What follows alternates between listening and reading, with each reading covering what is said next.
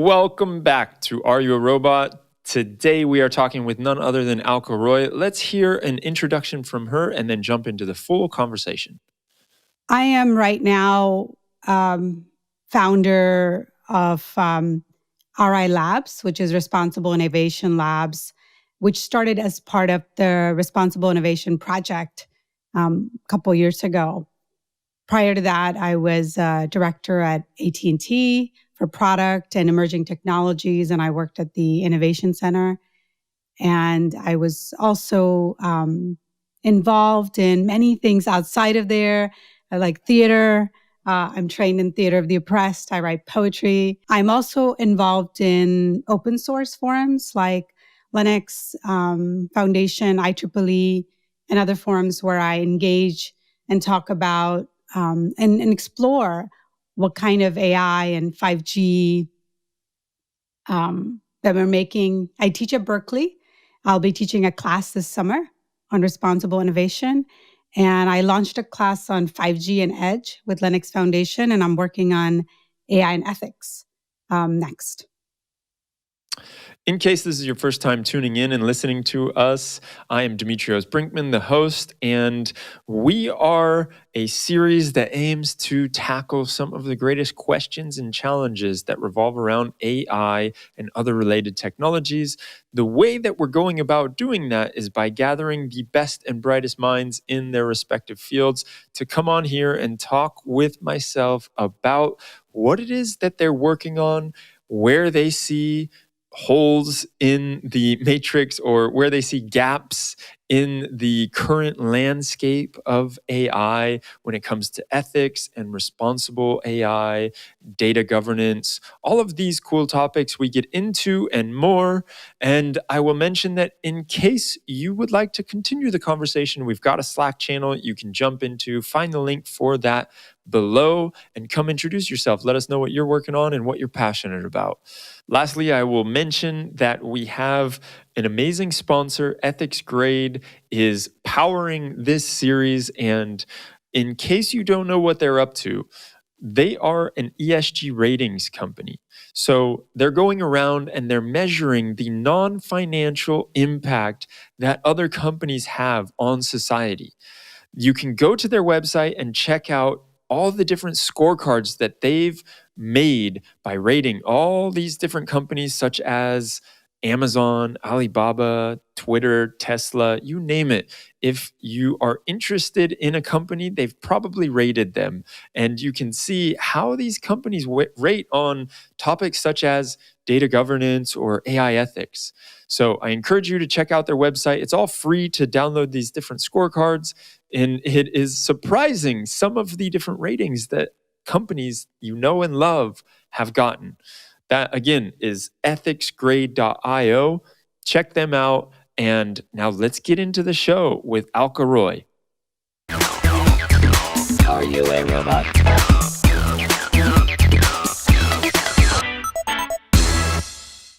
What a diverse set of skills you have. I love it. And I'm very excited to talk to you today.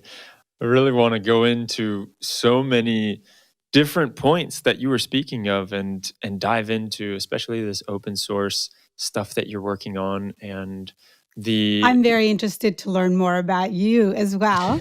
And I love the title of this this podcast, and it also gave me pause. I remember when I said, I know I'm not a robot. And I spent a lot of time working on explaining to people what would happen if we didn't make our robots look like us and why that's important. So yes, I am looking forward to learning more about you. Well, maybe we can start with a little bit about how you ended up where you are right now and what your journey has been so far. And where would you like to start? How far back should we go? The history of civilization. And I'll drop this in. I'm a dropout of a neural net program as well, a PhD program, for the same grounds, because it was really boring. Artificial intelligence, just like a lot of people who code, can be interesting, but in the early days, it was really tedious and mundane. And, it just, you needed the data. It just wasn't there. The processing wasn't there. So all of that, if you can see that everything trails that I'm giving, I'm talking about many things, but they're all trails, because all of that, when 5G came together. And I know people talk about AI and data science as kind of the engine, that drives everything. ML really, flavor of AI, but it needs something to write on. And what generates the data is internet. And how is internet prevalent in most of the world? Through their cell phones and smartphones, right? That's how most of the world accesses internet now. So, and kind of 5G is under the radar, but when you look at that world, when, we created the lab, everybody was coming together. People were talking about alternate realities, brain-computer interfaces to play game and interact with people. It was just this really exciting other world, but also gave me pause, which I've always had, but compartmentalized, thinking, oh, all these people are going to come out now of woodworks, city officials and advocates and, leaders, and say, wait a minute, we're entering our roads. We're entering our children's, like with education, their minds. We're going to have to be careful. We're going to have to be cautious. We're entering surveilling people. We're entering what people call 911 in the US and expect service. We're entering that space. We have to be mindful. What are we recording? What are we not recording? What permission do we have? Consent? What should we build? And, where it doesn't make sense. And, you're part of the ML ops community. You know that you don't want to put ML everywhere. It's just going to make things complicated. Some things don't need it. That's what wise, good technologists, best practices know, is you don't complicate a design just for the heck of it because you've got a shiny tool, right? Yeah. Yet, we carry amazing computer, our iPhones, our smartphones, around with us to just make a phone call. So I know this is a long kind of, I teach a lot of classes, so I'm kind of kind of entering that space. But if you think about it, that was my sort of little voice that got louder and louder, because every meeting I was in, every panel I was in, I was supposed to advocate for technology adoption. Mm-hmm. And I kept thinking, but at what cost? But who's going to come create some boundaries? Who's going to say, oh, don't test that just because Arizona allows it? Is Arizona's government going to come up and say, oh, these trucks, at least need to have these safety mechanisms? So when I didn't hear that, I felt I was, becoming the enabler. Mm-hmm. And I had a different level of sort of understanding about it. And it was a very hard choice, by the way, because I do love making stuff and technology. And it is fun and exciting to be part of a new phase. I've been part of it, a new wave, especially this significant wave when many of these technologies are so mature that they're coming together. This is going to be, people call about transformation. This is what I call massive transformation, or even just a different, bump in the level of the continuum, because IoT, edge, AI, 5G, they're all going to come together, until quantum happens. This is really big, right? So that's when I felt I had to take a break, which I thought would be 3 months, and think about how, kind of contributing to this, a sabbatical of sorts, and then go back to being head of products or running my own thing or whatever it was. And those 3 months became 6 months. Pandemic happened. I kept giving myself 3 months increment. Maybe it's because it's like a software release cycle I'm used to. But I thought, I just don't know what's going to happen.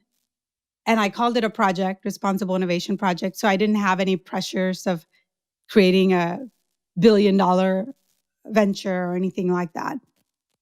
And it's just been a project.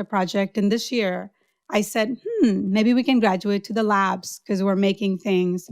We're helping founders make things. But it's still really a project.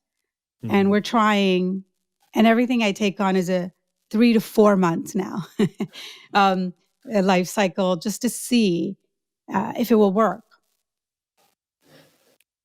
That's a So long intro, but you weren't we can cut it kidding off in maybe the somewhere. beginning. How far back are we going to go?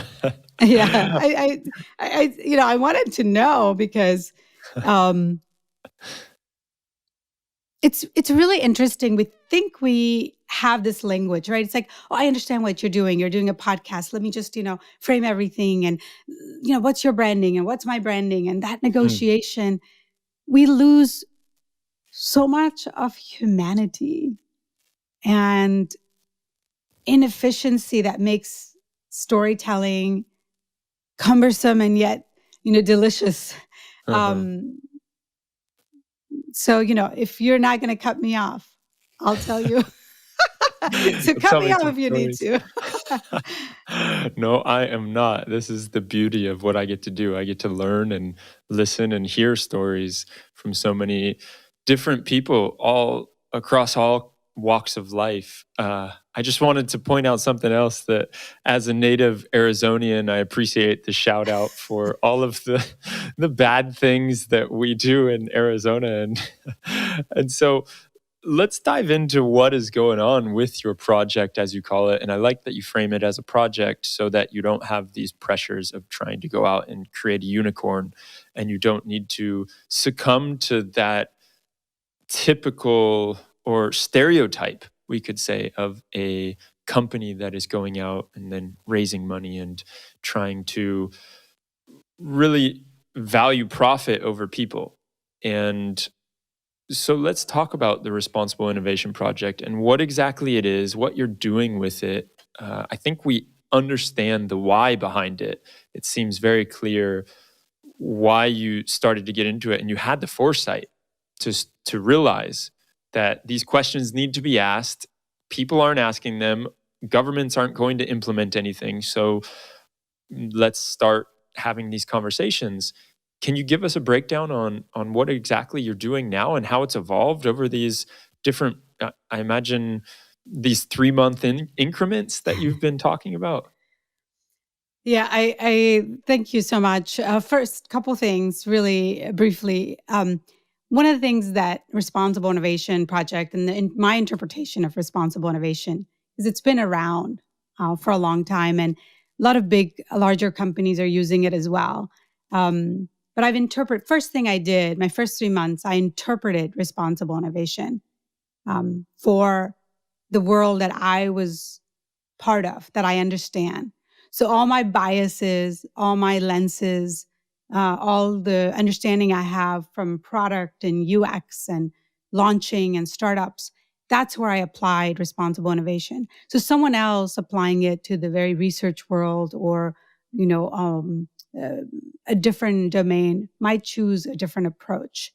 I'm very sort of well aware of that. And so the first 3 months I did that, and I came up with a framework that I donated to Creative Commons that's on my website. And I wanted it to be very simple on language and visual, because one of the things I noticed in this discourse was that it was very academic language. For example, just even ethics. Like, how many people day to day say, oh, is this ethical? Is it ethical? Who has time to sit and debate ethics? I think debating ethics is an important, I shouldn't be flippant, sport or something, but I think it's a means of getting to responsibility. So I think it's a language. It's very important to be there in the background. But I think language of ethics can become inaccessible. So can a lot of the academic language that I was hearing in this discourse. I loved reading those white papers, but I know who reads those, right? Those 50, 80 page, 10 font, white papers, and even the denseness in that language, which sometimes is there in my own language. And so in this framework, I wanted it to be a visual, just one visual reminder of what it would look like, and use as simple language. So like I use, say, delightful and trust, and safe and open, and dependable and inclusive. they're also complex ideas, but simpler language, and putting them in a visual format. And then I wrote about it. And I did write a white paper, because some people will not take you seriously until you write a white paper. And then you have to get it published and peer reviewed. And so that project was happening in parallel. So I have a framework, I have a white paper, who cares for it? And then Forbes covered me and covered the framework. So there's that Forbes level of article, because you have to meet people where they are. And one of the things that I've been working very hard on is that I came from a world where in 5 minutes you decided if someone was worthy of doing business or not. So if you are a startup founder, you bring into me your 3-4 years of love and sweat and growth, things you're proud of. I will literally decide in 5 minutes if you've got something there. I might give you 15, 20 minutes because I think I'm a nice person. How much damage do we do with that? And make those decisions. So one of the things I decided to do with the Responsible Innovation Project is see if we can build a little time for evaluation and thinking. Because we actually have time. We make ourselves think that we don't have time. We'll make that decision in 5 minutes about the startup and then spend half an hour talking about them to somebody over coffee. Can't believe that guy did that. So we have the time. We just choose where we spend that time.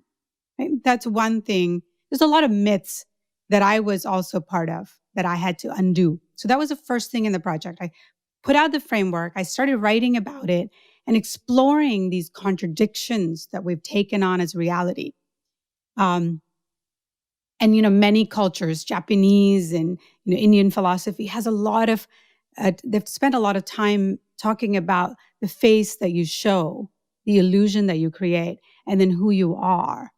And the more that the gap that's in between there, and I call it the trust gap, it creates this trust gap.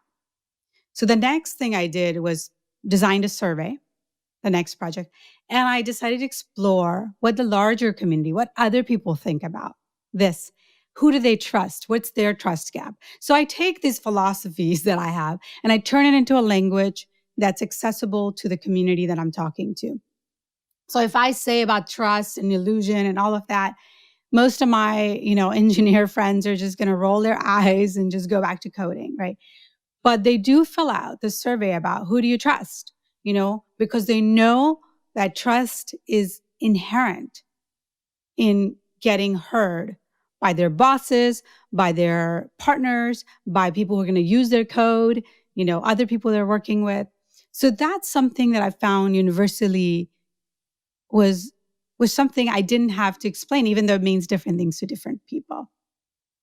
So then the survey, I produced those results. Those are also available on my website under Responsible AI, because that was kind of the main focus area that I started with. So when I left AT&T and the Innovation Center, I was working on responsible innovation, really responsible AI in the face of responsible AI. And we'll talk about that if you're interested, why I think that's slightly problematic. So the survey that I did and a roundtable that I held with some of our Silicon Valley's best and international researchers, people from Google, Intel, all the mainstream folks. I wanted to understand what were they thinking? What did they see the problem was? And how did they want to solve it if they were taken out of their affiliation as individuals? So these are primarily AI experts or ML experts, but some policy people as well. A little bit of multidisciplinary community, almost 50% female, not by design. So again, I don't know if people keep bemoaning women in tech. They are there. Make the space, make it welcoming. They will come. So anyway, so we did the roundtable and the survey, and they were kind of complementary to each other because the question I asked was, can you make responsible AI? Is that a thing? Is that real? Without changing the landscape in which AI is embedded. I'll pause there because people say they get it and then they talk about it differently. I was just going to ask. Do you have a question about that? Yeah. Yeah. what that means by not changing the landscape.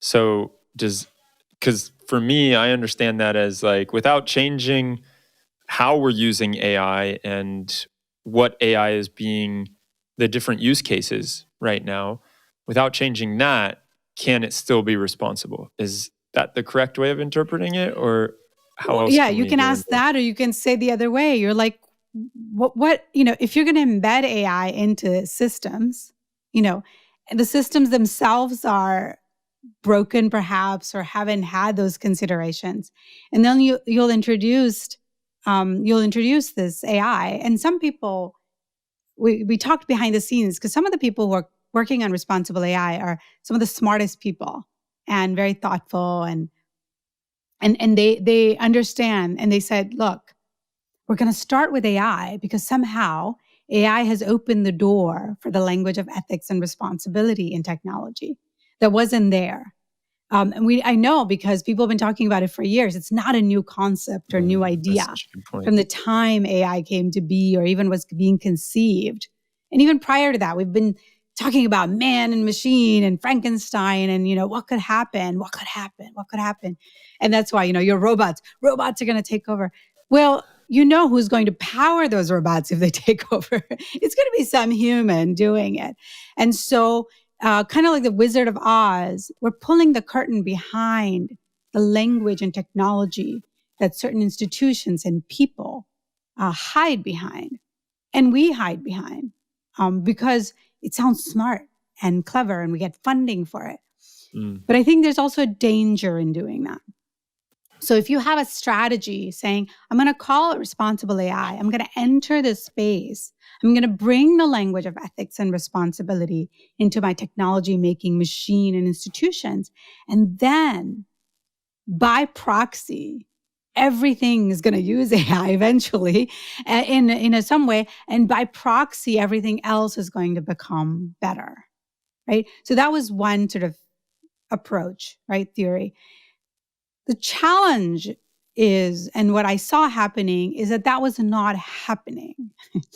Or there were enough people doing that. And I said, let me try the other way, which I think that you talk about both. So I come from a world of language, I'm multilingual. We used to make fun of, in Hindi movies, people will say in Hindi, मैं तुमसे प्यार करती हूँ. Then they say in English, I love you. And we always made fun of it because it was like, why is this person translating? Why are they saying the same thing in two different languages? But it's actually a really clever thing. It feels different. It could mean differently. And you could give people sort of multi things to walk away with. So in my mind, you use it everywhere. All the approaches are valid as long as they're integrated and they understand the relations and they don't start competing, right? So if the audit guy doesn't compete with the woman working on compliance, saying your approach to compliance checklist doesn't make sense, this other way of auditing that's more multi-pronged is the approach. They don't get caught up in that, and they understand how each informs and brings people over. Like in your earlier comment, you said, oh, they're never going to make laws. No, we need them too. We need regulations. We need legal things. They're going to be behind. They're never going to be right there. But we need all of these things, which are also part of the responsible innovation framework that I made. The laws, we need market drivers, we need norms. So we need all of these approaches. But if you want to get to responsible AI, you have to be thinking about responsible leadership, responsible innovation. Mm-hmm. Without it, you're going to feel good. You're going to have some principles, but it's just not going to stick. It just isn't going to make sense because people will say, oh, we're not talking about AI anymore because it's really in my domain. We're primarily talking about wireless. And yeah, I use some AI. I'll call you when I'm touching the AI part, right? I don't know if you've seen that happen. I've seen that happen a lot.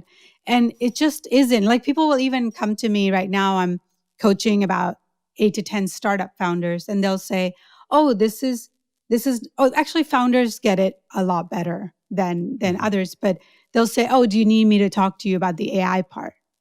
I said, well, how about you talk to me about data part? Because guess what? That's going to affect the AI part. Yeah. And how do we talk about business model? Because the business model determines what data you collect and what you do with your data, where you're getting. So they're all connected, you see? And it can seem overwhelming, but that's what we do all the time. That's business. That's technology making. We make that kind of connections. All we're saying is add social impact and variables so the customers and people that you're affecting, whose lives you're changing, enhancing, also be responsible when you come to the other side. So for example, like the Arizona example, I don't think it's a good or bad side, but there are certain actions that are irresponsible. If you're going to allow people to build things and test things without any regard to safety, then guess what kind of products they're going to have? Guess what they're going to focus on?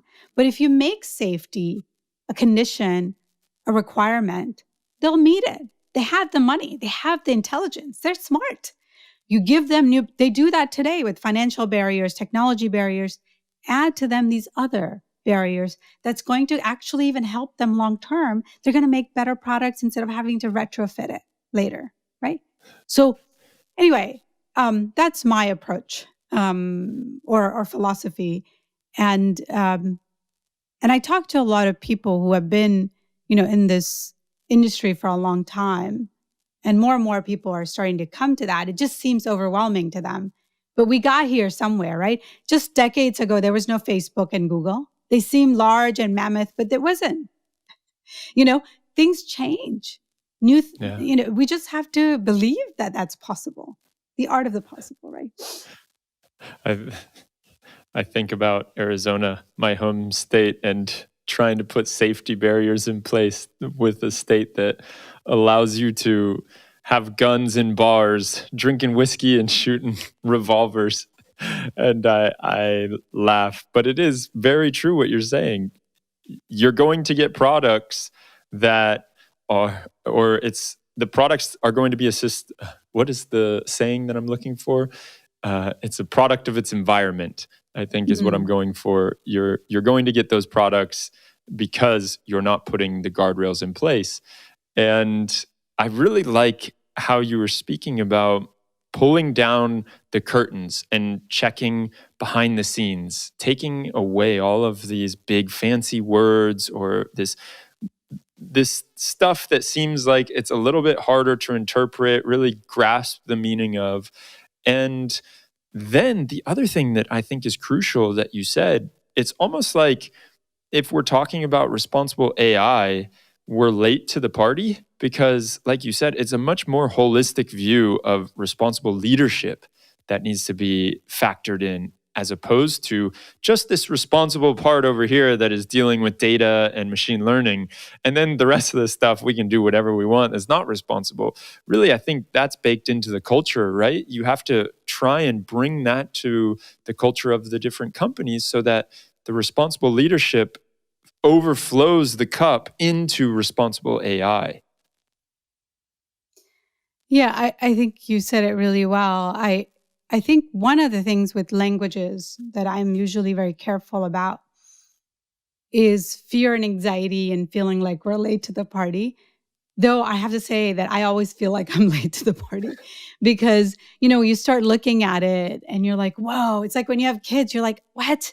I could have been a better person before I had them. Then raising them would have been like teaching them all the good stuff would be so much easier. And there's research out there that says you can do all the reading of parenting books, but by the time you have kids, who you are has been set and they're going to learn from what they see you do more than what you're going to say. And, I think that's really important. Two things. One is taking a breath and saying, this is it. This is the world. And sometimes it feels like, oh, it's terrible. We're going, to nowhere. But if we really look at it, it's a good world. In a sense of, I can speak to you from different parts of the world. Actually, you're in different parts of the world, different time zones, and be understood. And you give and make time to hear different perspectives. This is the world. And, certain people who didn't, or gender, whatever the biases people had, they're going away in certain areas. We have a lot of convenience. We also have inequity and other things. So the way I do is I breathe and I say, this is it. This is reality. This is what we have. What are we going to do with this? Next. And some people, and sometimes we need a little bit of anxiety and a little bit of being shaken up. A friend of mine used to say, I have to be angry to do social justice, but I direct my anger towards constructive things. Because I think if we come with the same fear and anxiety that created the problem, we're going to solve it with the same playbook. So one of the things I did in my 3-month increments is that I said to myself, calm down. Yes, it's a big problem. You're not supposed to solve it just by yourself, because if you did, the solution or the approach would not be correct, because one person should not be solving it.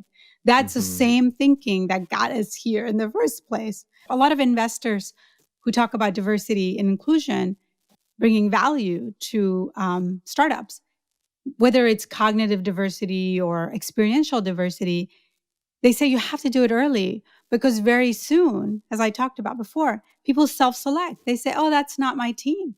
5 guys who look exactly the same are interviewing me. I don't think, I might self-select that I don't want to be part of that team.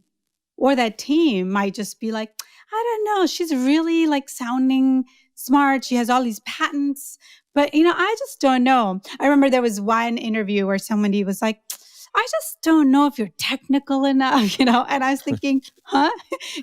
That was never something that's occurred to me. I always feel like I'm too technical and I need to be more business minded and think about the human side in actually executing the problem.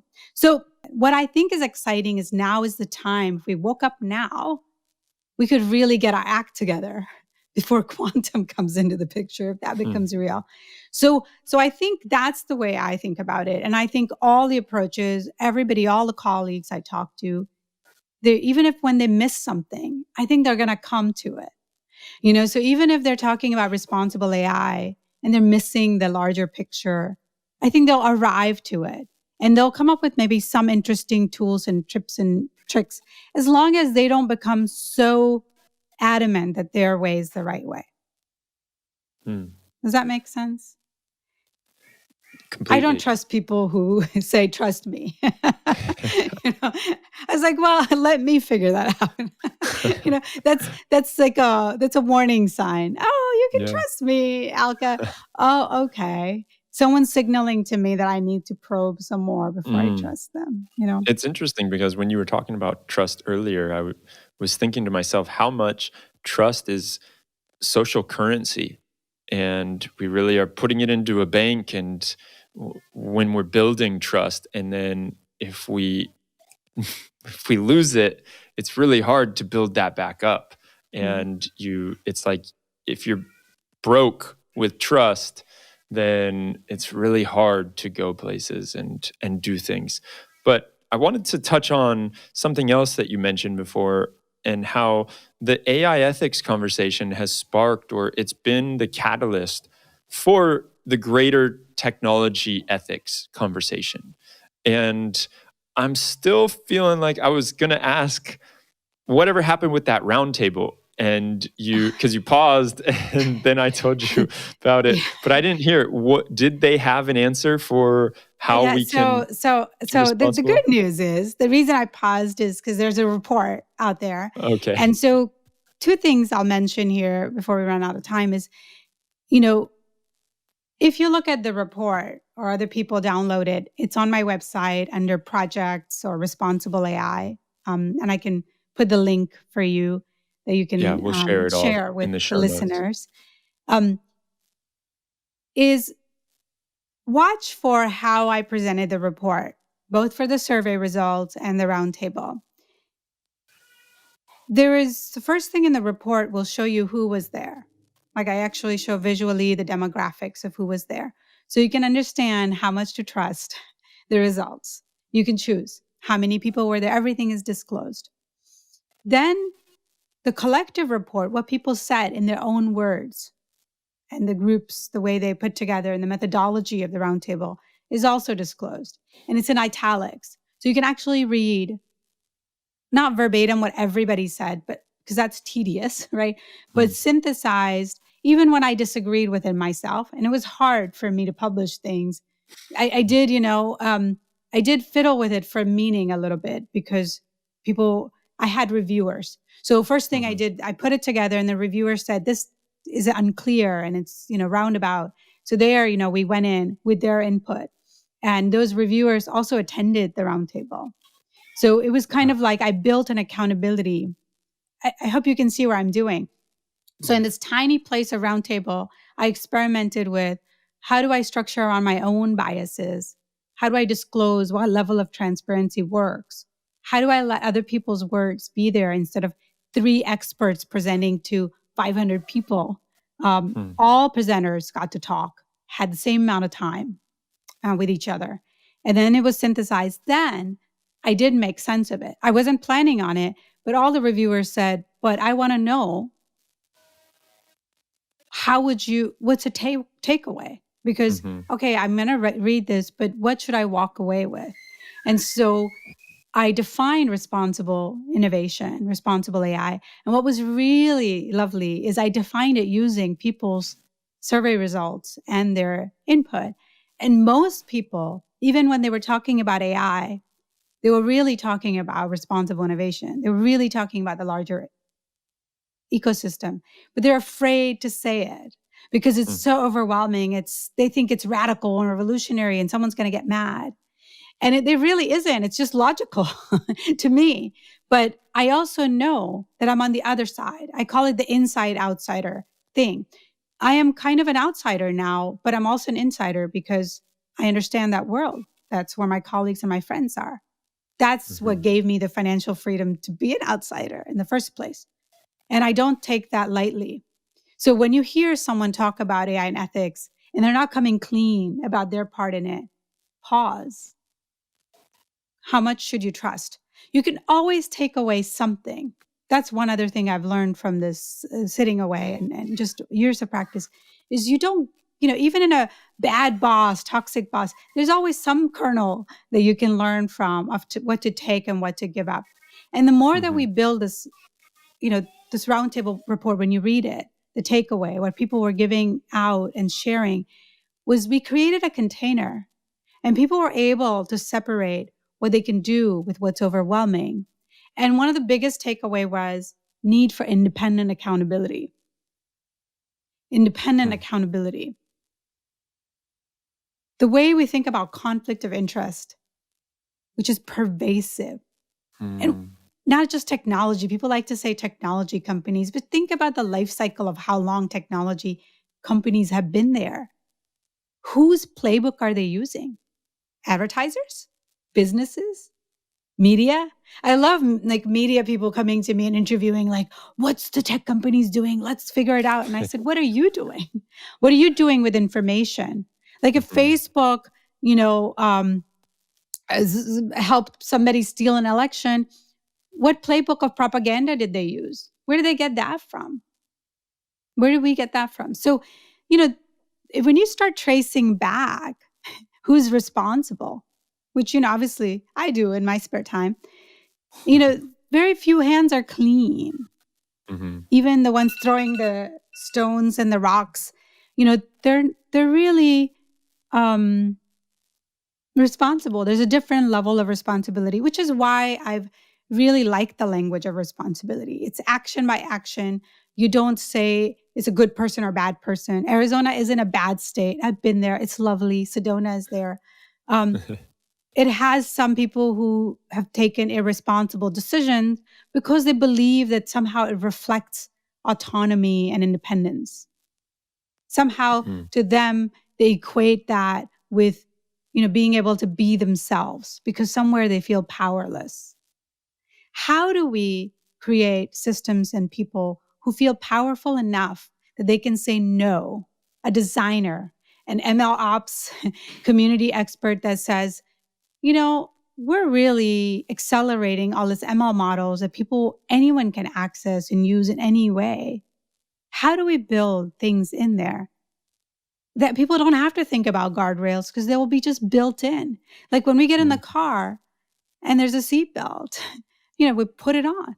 If there wasn't a seatbelt and everyone would have to invent their own seatbelt or safety mechanism, it would be some people will have it, some people won't have it. There'll be a debate, all that.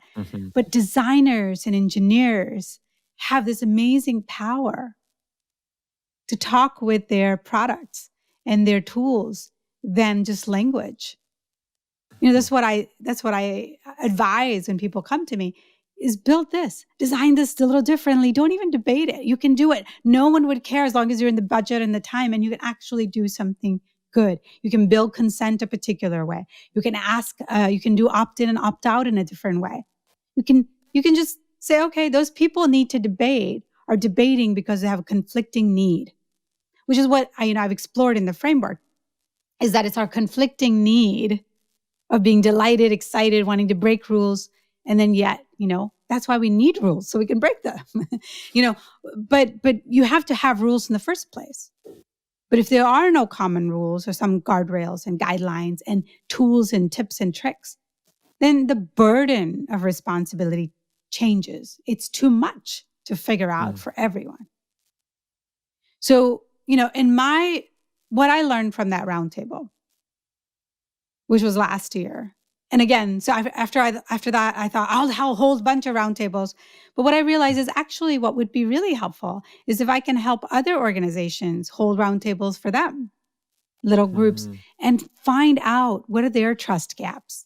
Where are they missing the mechanism that they could build? And instead of designers and engineers saying, well, my director said this, I can say, what can you tell your director that you're going to do that could excite them, that could look like a feature, that is a feature, but that makes a better product for larger and impacting. So, I believe in the entire ecosystem. I think the legal people, the licensing, I'm working on some, with some people on what responsible licenses could look like. I think they're all, I've testified in front of, for laws or regulations that are being made.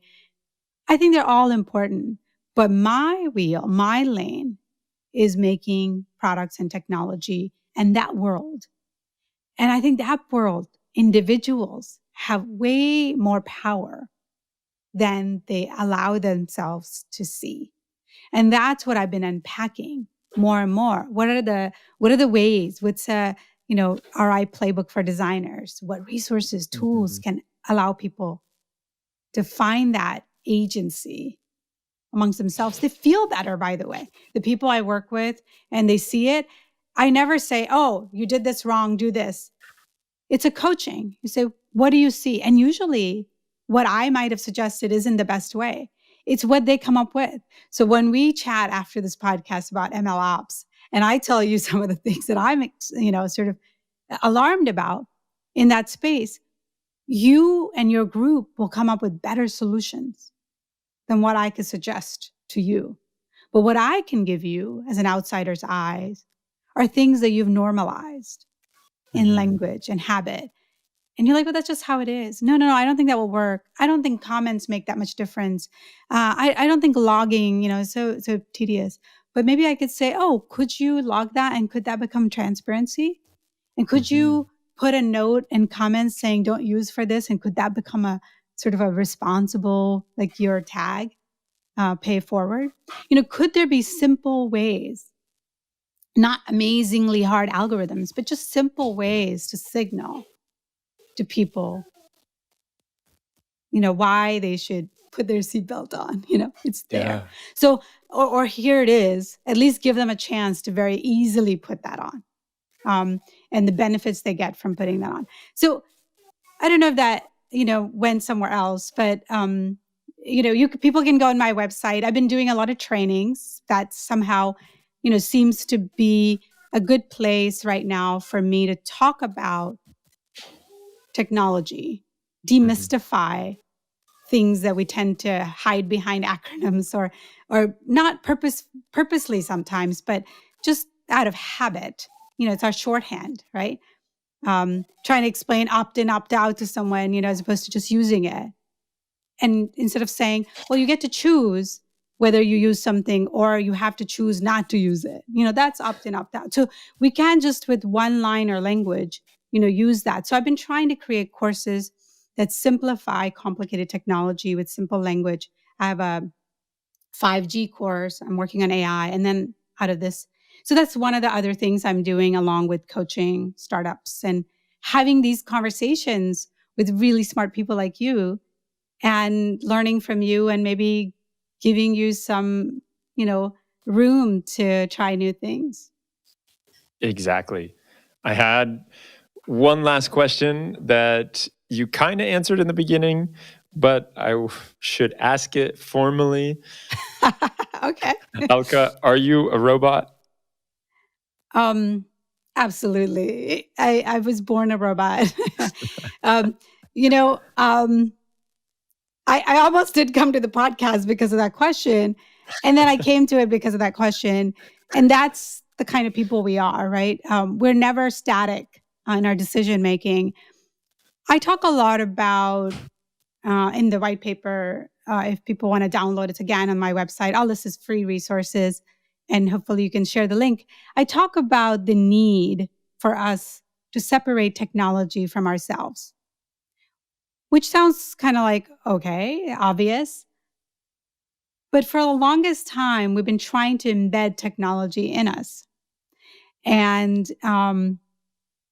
I don't spend a lot of time, maybe a little bit, talking about whether some technology is responsible or not, because I don't even know what that means. That's an evolving idea. So I focus on how we make technology, the process. And if that's responsible, I think we'll eventually get to the right stuff. But I think making a lot of technology appear like people, have forms that are living form, cause a lot of confusion and make it sound like people, causes a lot of confusion, cognitive confusion, makes us make decisions that are not the best for us or for how we would use the technology. And a lot of really smart researchers have shared that.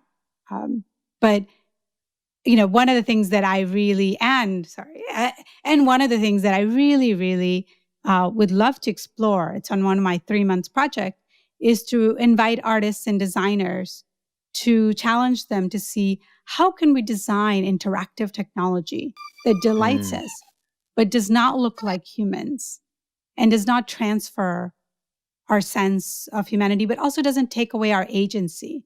So that when we design automation of systems, it's not us against machines. It's about, let's automate the things that we need to automate so that we can, So let's automate the things that we can automate. And let's keep the intelligence and complexity that we need people to have so that if we have a shutdown, if someone hijacks our internet, we don't suddenly are like, what? What do we do? What? How do we work? How do we think? With the pandemic, that was such an interesting example. People were, in a way, uber connected with technology. And then they had all this time. People started gaRDening, cooking their own food. God forbid, right? And you're like, wow, I'm so, multi, sort of dimensional person. And there really has been research that your brain grows more when you use your hand. So when you use tactile things, your brain makes new neural connections and gets smarter. I'm not trained in neuroscience, but I read a lot of it to just understand myself. And there are these things about us that we've given up because of this fascination with technology since the Industrial Revolution, or some people creating this hype about technology. And I just think that if we just saw it as another really cool tool and put it away, because at the end, it's about relationships. It's about these technologies enabling me to talk to you, but you're the important person. It's your ideas and what you're going to do with what we're talking about. That's what's interesting and fascinating to me. Technology isn't, Zoom isn't going to surprise me right now, or Zen, whatever we're using the tool. What's going to surprise me is what is Demetrius is going to do with what we've discussed. How is he going to take this to his MLOps community, and how are the members of other community going to respond. Right? That's what the stuff is made of. That's innovation to me, that the real innovation ultimately. Fascinating. I appreciate you talking to me so much and instilling and inspiring all of this into my mind and my body. It's been just an incredible conversation to be able to look at all of this different stuff. You've opened doors in my head on how we can really lead responsibly and go through these transformations responsibly. And so I cannot thank you enough, Alka. I heard your alarm going off 2 times. I get the feeling that you're late to something, so I want to let you go as fast as possible. Sorry about that. That's the only way I show up to things. But I should have probably put that on silent. So hopefully you can edit We'll that edit out. it out, don't worry. or people will appreciate it now that we're making fun of it. So again, thank you so much. This has been incredible. And for everyone that wants to check out more about what you're doing, we're going to leave all the links in the descriptions. And that's all we've got for today. Take care. Thank you so much. Bye-bye.